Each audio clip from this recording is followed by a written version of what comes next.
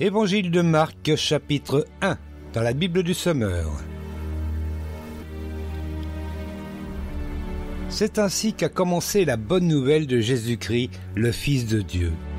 Selon ce qui est écrit dans le livre du prophète Ésaïe, « J'enverrai mon messager devant toi, il te préparera le chemin. » On entend la voix de quelqu'un qui crie dans le désert, « Préparez le chemin pour le Seigneur, faites-lui des sentiers droits. »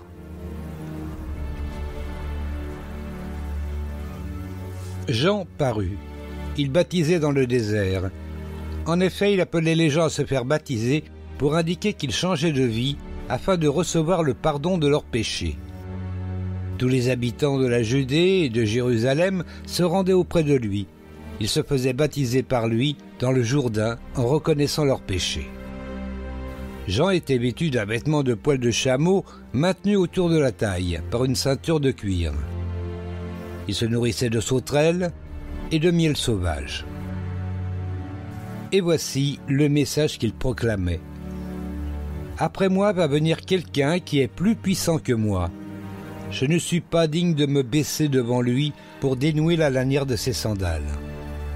Moi, je vous ai baptisé dans l'eau, mais lui, il vous baptisera dans le Saint-Esprit. » Or, en ce temps-là, Jésus vint de Nazareth, un village de Galilée. Il fut baptisé par Jean dans le Jourdain.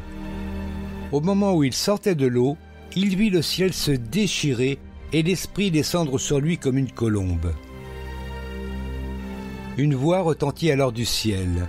« Tu es mon Fils bien-aimé, tu fais toute ma joie. » Aussitôt après, l'Esprit poussa Jésus dans le désert. Il y resta 40 jours et il fut tenté par Satan.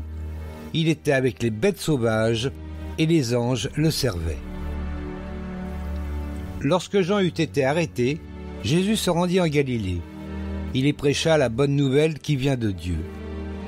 Il disait « Le temps est accompli, le règne de Dieu est proche, changez et croyez à la bonne nouvelle. » Un jour, comme il longeait le lac de Galilée, il vit Simon et André son frère.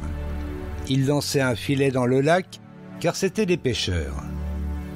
Jésus leur dit « Suivez-moi et je ferai de vous des pêcheurs d'hommes. » Ils abandonnèrent aussitôt leur filet et le suivirent. Poursuivant son chemin, il vit un peu plus loin Jacques, fils de Zébédée, et Jean, son frère. Eux aussi étaient dans leur barque et réparaient les filets. Aussitôt il les appela.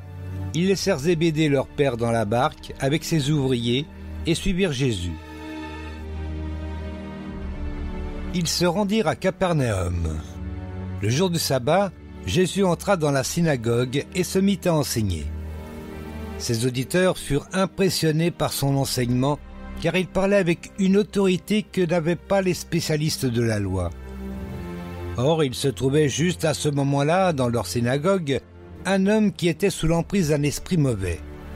Il se mit à crier « Que nous veux-tu, Jésus de Nazareth? Es-tu venu pour nous détruire? Je sais qui tu es le Saint, envoyé par Dieu. » Mais d'un ton sévère, Jésus lui ordonna « Tais-toi et sors de cet homme. » Alors l'esprit mauvais secoua l'homme de convulsions et sortit de lui en poussant un grand cri. Tous furent saisis de stupeur. Ils se demandaient entre eux « Que se passe-t-il? Voilà un enseignement nouveau et donné avec autorité. Il commande même aux esprits mauvais, et ils lui obéissent. » Aussitôt, sa réputation se répandit dans toute la Galilée. Sortant de la synagogue, Jésus se rendit avec Jacques et Jean à la maison de Simon et d'André. La belle-mère de Simon était couchée avec une forte fièvre. Dès l'arrivée de Jésus, ils lui parlèrent d'elle. Il s'approcha, lui prit la main, la fit lever. La fièvre la quitta et elle se mit à les servir. Le soir, après le coucher du soleil, on lui amena tous les malades et tous ceux qui étaient sous l'emprise de démons. La ville entière se pressait devant la porte de la maison. Il guérit beaucoup de personnes atteintes de diverses maladies. Il chassa aussi beaucoup de démons et leur défendit de parler, car il savait qui il était. Le lendemain, bien avant l'aube, en pleine nuit, il se leva et sortit. Il alla dans un lieu désert pour y prier. Simon et ses compagnons partirent à sa recherche. Quand ils le retrouvaient, ils lui dirent « Tout le monde te cherche !»« Allons ailleurs, leur répondit-il, dans les villages voisins.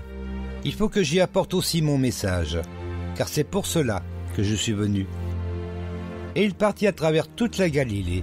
Il prêchait dans les synagogues des Juifs et chassait les démons. Un lépreux s'approcha de lui. Il le supplia, tomba à genoux devant lui et lui dit « Si tu le veux, tu peux me rendre pur. » Jésus prit de pitié pour lui, tendit la main, le toucha et lui dit « Oui, je le veux, sois pur. » À l'instant même, la lèpre le quitta et il fut pur. Jésus le renvoya aussitôt après lui avoir fait de sévères recommandations. « Attention, ne dis rien à personne de ce qui t'est arrivé, mais va te faire examiner par le prêtre et apporte l'offrande prescrite par Moïse pour ta purification. Cela leur prouvera qui je suis. » Mais lui, à peine sorti, se mit à proclamer à tout le monde ce qui lui était arrivé et il répandit la nouvelle partout. À cause de cela, Jésus ne pouvait plus aller ouvertement dans une localité. Il se tenait en dehors, dans des lieux déserts.